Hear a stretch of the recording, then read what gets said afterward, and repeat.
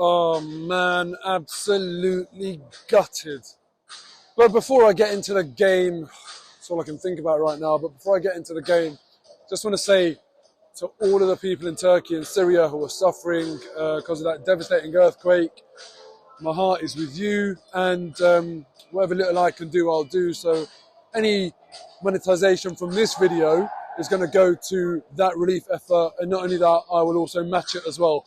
So please do, like this video and get in the comments, help it get pushed through the algorithm so it can get as many views as possible and generate as much money as possible. And if I can, I'll see if I can add a fundraiser to this, because sometimes YouTube lets you do that. So if I can, I'll do that, and hopefully we can together raise some money for that relief effort. And now, talking about the game, bloody hell. I'm so annoyed, I'm so frustrated.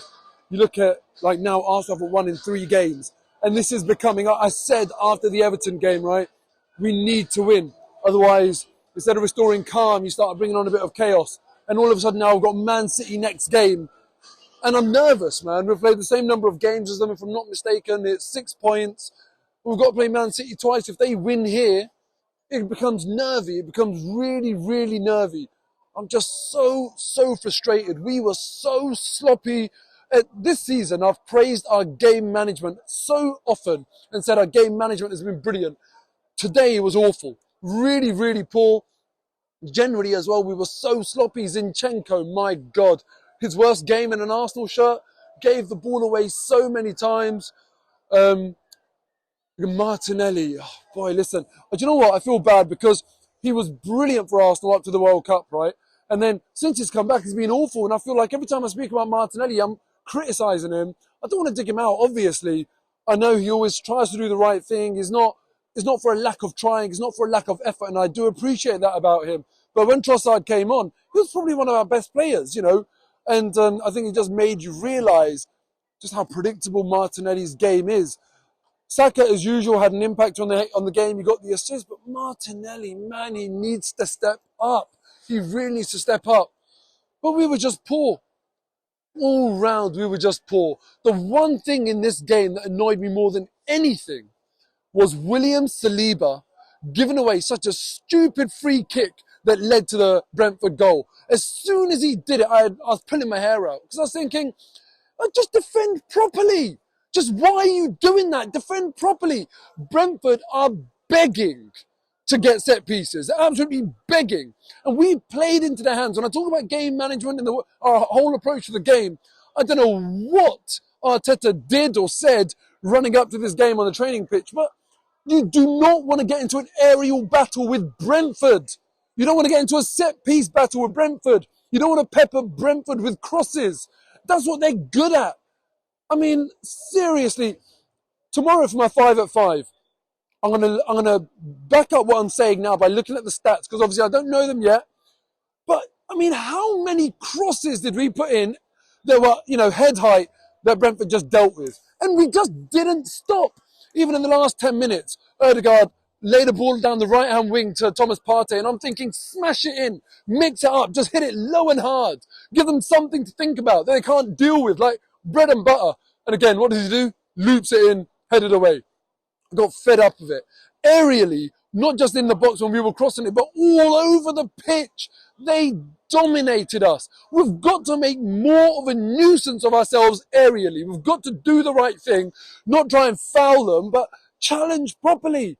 And look, if you are going to give away a foul, make it whilst you're challenging. Not what Saliba did from the free kick, which really frustrated me.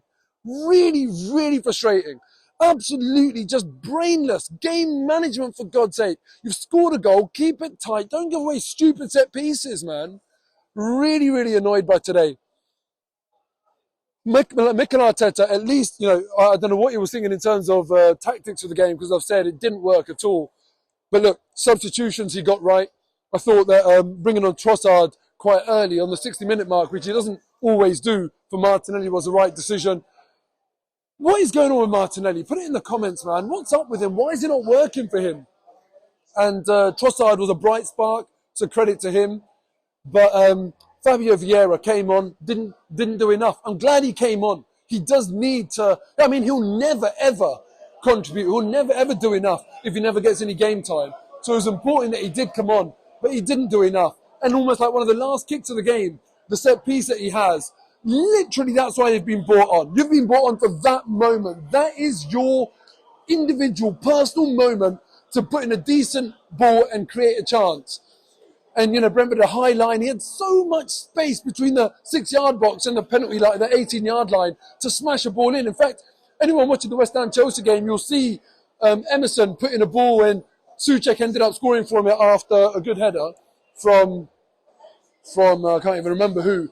But you know, that's what I was thinking. It was exactly the same position. I'm thinking, put in a decent pass. And he just leaps it into the keeper's arms. Really, really frustrated.